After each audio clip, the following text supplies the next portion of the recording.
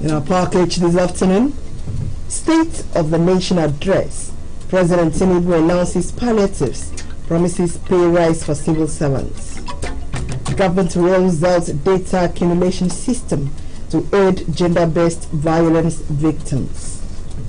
Customary Court gets new chairman and members in Akwa Ibom. And World Cup Super Falcons consolidate place in round of 16. We have details for you shortly.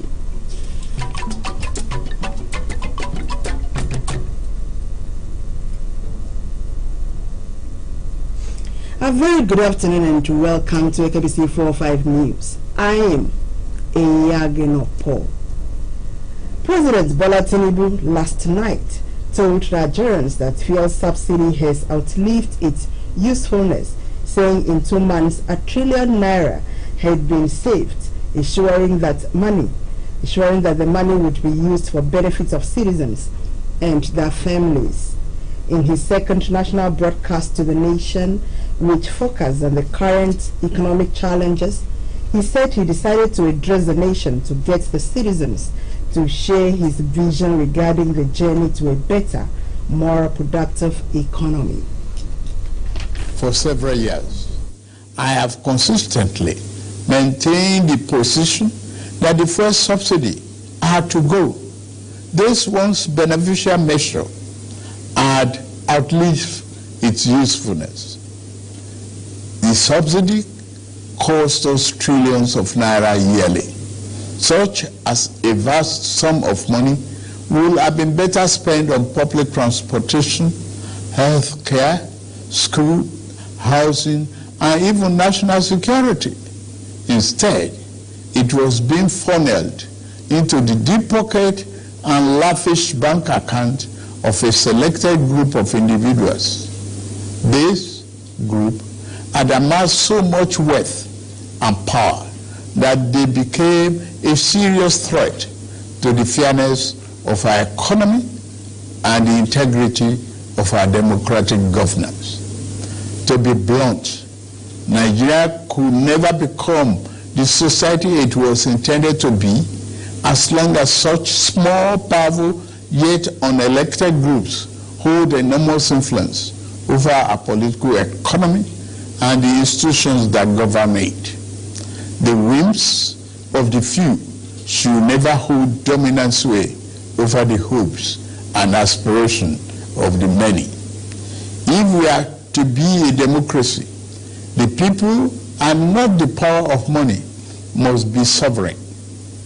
The preceding administration saw this looming danger as well. Indeed, it made no provision in the 2023 appropriation for subsidy after June this year.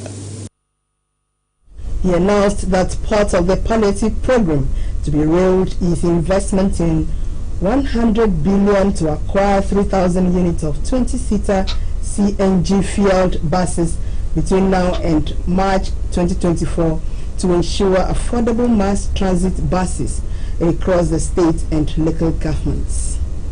To this end, I have ordered release of 200,000 metric tons of grains from strategic reserves to households across the 36 states and FCT to moderate prices. We are also providing 225,000 metric tons of fertilizer, seeding, and other inputs to farmers who are committed to our food security agenda. Our plan to support cultivation of 500,000 hectares of farmland and all year-round farming practice remain on course. To be specific, 200 billion out of the 500 billion approved by the National Assembly will be disbursed as follows. Our administration will invest 50 billion each to cultivate 150,000 hectares of rice and maize. 50 billion each will also be earmarked to cultivate 100,000 hectares of wheat and cassava. This expansive agricultural program will be implemented targeting small farm holders and leveraging large-scale private sector players in the agri-business with strong performance record. The president also announced that in collaboration with the labor unions, his administration is working to introduce a new national minimum wage for workers. The federal government at the weekend embarked on a one-day sensitization visit to Akwa Ibom State on the use of National Gender-Based Violence Dashboard for data collection. The reports. Speaking on the essence of the meeting, the representative of the Permanent Secretary, Federal Ministry of Women Affairs, Tony Were, said it was to appraise the data on gender-based issues in order to provide succor to survivors. He lauded Akwa Ibom State for attaching importance to gender-based violence issues, but advised that more sensitization be given to the GBV. Love yourself first, and that same love you give to the person next to you. And I'll tell you, the world will be a wonderful place for us to live in. And there will be little or no room for gender-based violence. Because if you will not slap yourself because you've done anything wrong, or tear yourself apart because you want to exhibit some signs of. The Permanent Secretary of Akwa Ibom State Ministry of Women Affairs and Social Welfare, Mrs. Margaret Eden, who represented the Commissioner, Dr. Inedi Akpan, said the impact of GBV ranges from physical harm to long-term emotional distress and death. The Commissioner noted that Akwa Ibom State has established a situation room which provides a central point for the collection and analysis of GBV aimed at monitoring of the prevalence rate of the menace.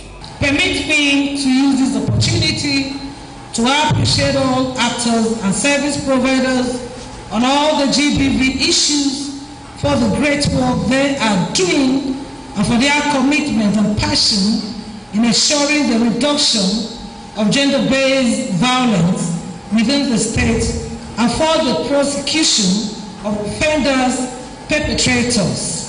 Mr. Samuel Obi of CCCTC gave a lecture on GBV dashboard use while stakeholders presented goodwill messages. So ministry, you will collect it from FIDA. Not that you collect it in hard copy. Madam, even in your facility, you key in this data. They will see it in the ministry. International Federation of Women Lawyers. Exclusively protecting the rights, the privileges of women and children. Have you been in touch with these partners? What are they saying?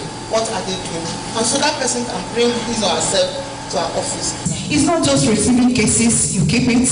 You have to do the proper thing, keep the records. Also in the community, we have some GBV prevention activities like the No Means No program that focuses on teaching adolescent girls. And on behalf of the chairman of NAWUJ, who is unavoidably absent, NAWUJ in Akwa Ibom will continue to fight the cause of women and our children. Part of it is child marriage, when you give a child to marriage at a very, very tender age. AKBC News. 182 persons have been sworn in by the state chief judge, Justice Ekaitebo, as chairman and members of customary court in Akwa Ibom State. The inauguration, which took place at the judiciary headquarters, Wellington Basiweweyo, also featured the induction lecture for the new officers. Our judiciary reporter, Teno Ibaha, reports. The Judiciary Multi-Purpose Hall, venue for the swearing-in, was filled as family members and well-wishers gathered to witness the exercise. The Executive Secretary, Judiciary Service Commission, Akwa Ibom State, presented the successful candidates to the State Chief Judge for the administration of oath. Successful candidates for swearing into the Chief Secretary. 102 of them, actually we had 188, but the law for certain reasons Justice Ekaito Wood congratulated the chairman and members of the customary court for passing through the rigorous process of selection and urged them to work for the effective delivery of justice for a common man. The State Chief Judge advised members to be helpful and not antagonistic to their chairman and applauded Governor Moeno for approving the inauguration. I want to thank His Excellency, the former and the present governor, for giving us this opportunity to get the lowest level of the ladder of justice. And make sure you assist your chairman. You have to show that you know the level of the chairman. You have to assist him and interpret the law and see how you can apply the law as much as possible. The officers pledged to do right to all manner of people in accordance to law, custom, and tradition of the state without fear, favor, or ill will. I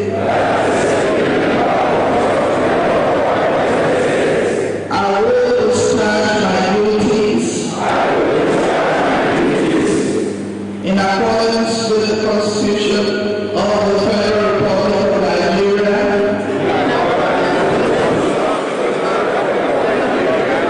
and the law. So help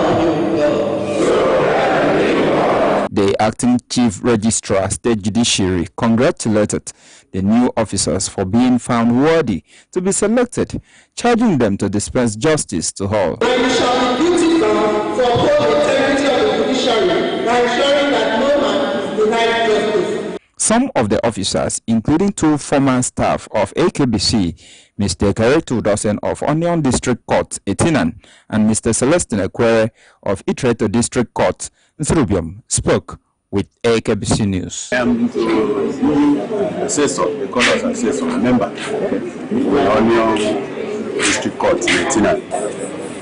Somebody who loves peace, wants a peaceful situation. I identify myself with this effort, and when I'm here, I want to use my position to push the frontier of justice and peace in my community. I am from Itreto community, 10 villages, and I am sent to Itreto customary court. In the present generation, there are so many crimes. Even at the village, there are so many crimes. So, husband fighting with the wife, people struggling for land, trying to seize land from the original people, things like that. So I am very happy with the opportunity that have been given by the state government to go and inspect justice to people. Etieno Ibanga, AKBC News. Congratulations to some of our star staff there. The 5th graduation and prize giving ceremony of KK Dignity International Academy has been rounded over the school chapel hall located at Adwaito Road, Ikorotu, local government area. The fun-filled event brought together the General Secretary, Assemblies of God Nigeria, Reverend Godwin Amao, parents, friends, and pupils of the school to watch the presentation by the pupils. Abasini Newborn completes the story.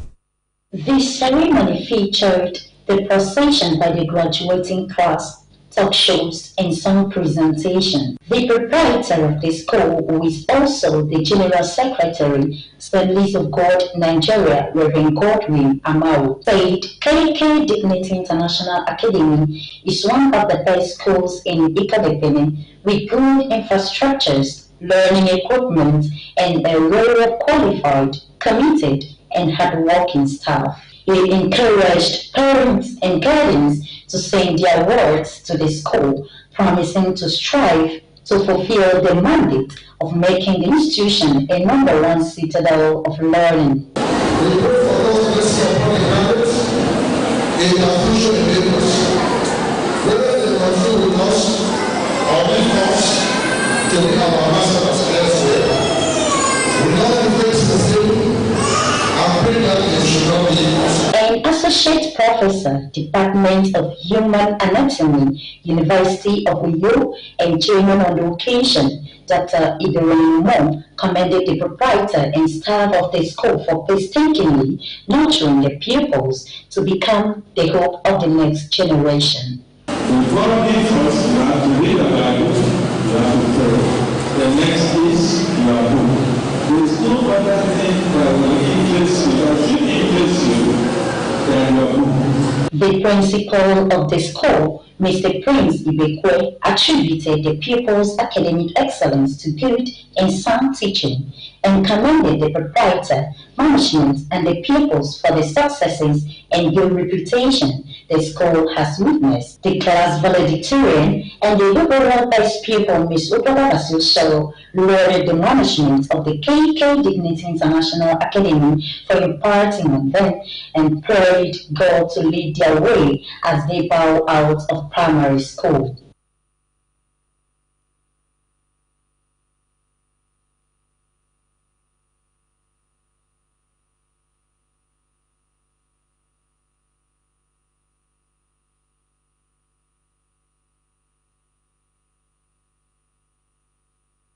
To the best behaved pupil, best students in mathematics, English, and science. Abaseyene Inyobom, AKBC News.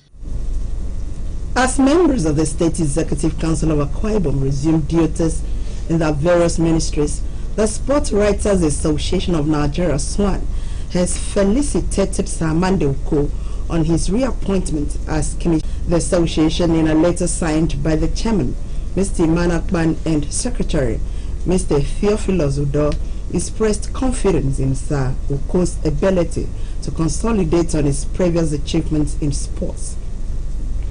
The association advised him to regularly interact with Sport Writers Association to improve the overall sport map and fortunes of Akwa Ibom State. Similarly, the chairman and management of Akwa United Football Club have congratulated Sir Mande Oko on his reappointment as Youth and Sports Commissioner. Speaking through the chairman, Elder Paul Bassi, Akwa United described him as a square peg in a square hole, whose previous records included the winning of 2